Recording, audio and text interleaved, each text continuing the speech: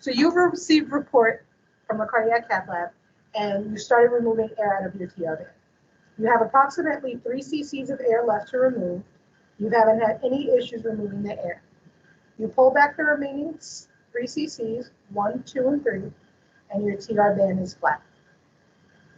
Once your TR band is flat, you're just going to observe for any signs of bleeding or anything that may put this site at risk for bleeding. You slowly remove your wrist support band, your arm board, and you're just going to assess. The site is nice and soft. There's no signs of swelling. You feel me touching you? Yes. Patient has positive sensation. Hand is nice and pink, warm to touch. And we're monitoring by our pulse ox. We have a good pleth wave. So we know we're getting good circulation. Air is fully removed. We're going to slowly remove the band. Now, you don't want to just pull the band off because you have to be mindful that a scab may have developed. If you pull that scab off, the site might bleed. You just want to loosen it up, leave it there a little bit, and we have no bleeding. You remove the band. Due to removing the sheath, you may have some localized bleeding, and if you do, you just go ahead and you clean that site off.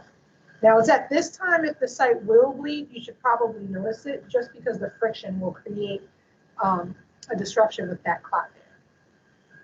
You'll go ahead and you'll take 2x2s. And just because this band is removed, we are not done assessing this site. You definitely want to keep an eye on this site over the next hour or two because there's always a risk for rebleed. Once we have our 2x2 folded up, we'll put a clear Tegaderm on. And less is more with our dressing so that we can keep an eye on it, okay? Tighten this up and remove this. You should keep an eye on this site throughout the rest of your shift. Now, we do reapply the arm board and recommendations, always check your order set, but we do recommend keeping this board on for at least the next 24 to 48 hours if this patient is in an outpatient setting. If they're admitted with you, the same rules apply, just keep the armband on.